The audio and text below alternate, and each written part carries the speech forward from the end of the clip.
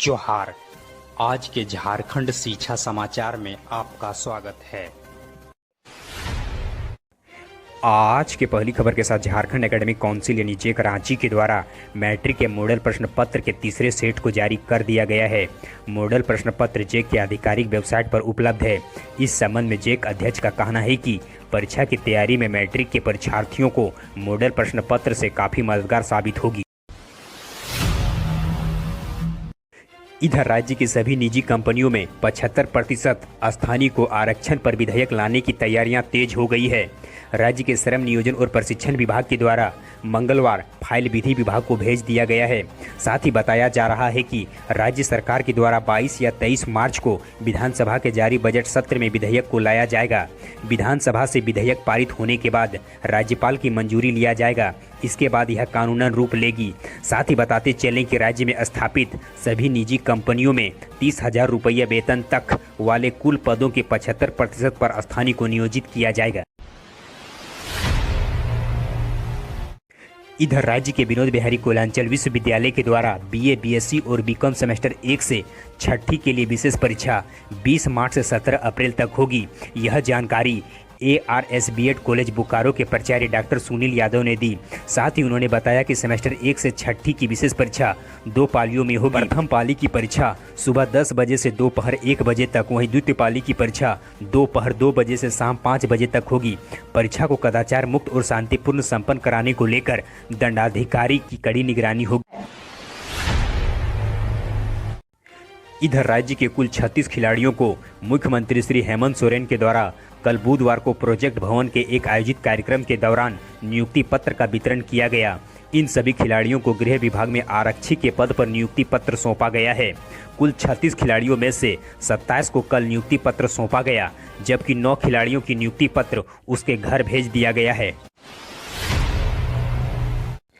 इधर केंद्रीय शिक्षा मंत्री श्री रमेश पोखरियाल ने कहा कि मेडिकल शिक्षा में प्रवेश परीक्षा के लिए नीट की परीक्षा इस साल सिर्फ एक बार ही होगी।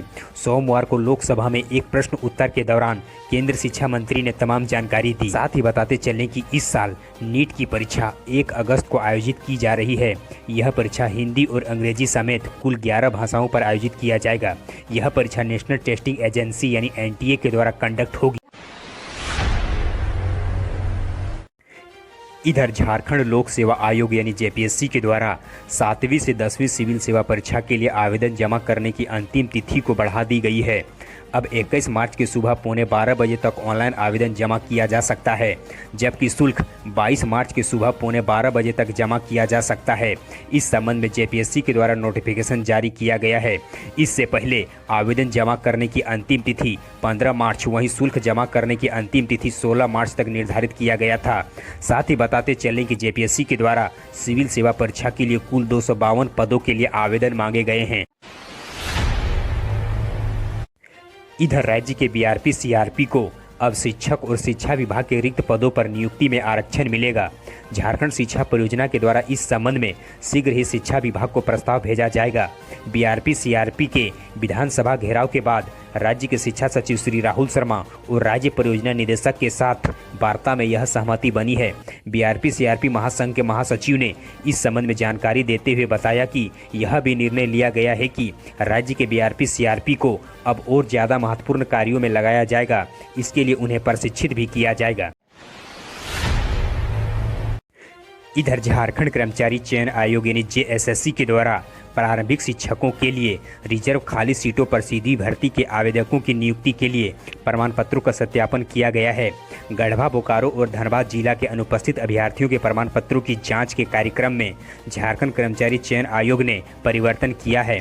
अब अनुपस्थित अभ्यर्थियों के प्रमाण पत्रों की जाँच 22 अप्रैल की सुबह 11 बजे से शाम 5:30 बजे तक होगी।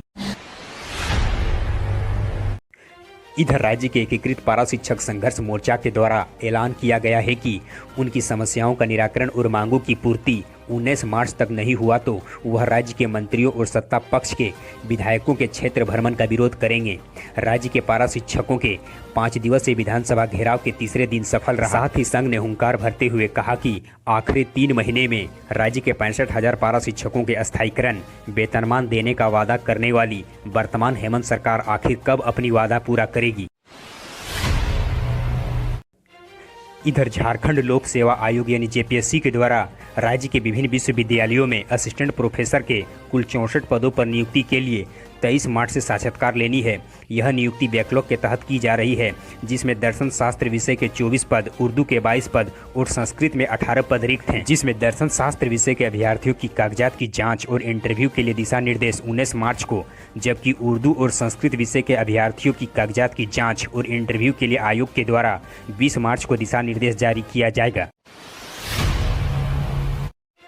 इधर राष्ट्रीय मुक्त विश्वविद्यालय शिक्षण संस्थान यानी NIOS के द्वारा कक्षा 10वीं और 12वीं के जनवरी-फरवरी 2021 में आयोजित पब्लिक एग्जाम के नतीजे घोषित कर दिए गए हैं। इस संबंध में NIOS के ऑफिशियल ट्विटर अकाउंट से ट्वीट करके जानकारी को साझा की गई है। ट्विटर में बताया गया है कि सेकेंडरी और सीनियर सेकेंडरी पब्लिक एग्जाम के नतीजे 15 मार्च को जारी किए गए हैं।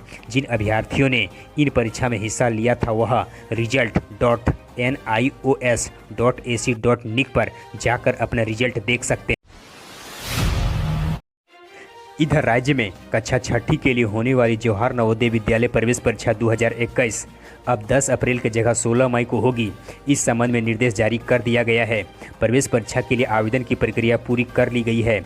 झारखंड रीजन के deputy commissioner Shri DK Modi ने बताया कि झारखंड में जवाहर नवोदय विद्यालय से जुड़े कुल 26 स्कूलों में कक्षा 6ठी में प्रवेश परीक्षा के माध्यम से विद्यार्थियों का चयन किया जाएगा। परीक्षा के माध्यम से कुल 1880 सीटों पर दाखिले की प्रक्रिया को पूरी की जाएगी। आप अपने निर्देश या सलाह देने के लिए नीचे कमेंट बॉक्स में हमें कमेंट करें। हमारे हौसला अफजाई के लिए इस वीडियो को लाइक करें और अपने मित्रों के साथ अधिक से अधिक शेयर करें। हम फिर मिलते हैं कल के अपडेट्स के साथ, तब तक के लिए धन्यवाद।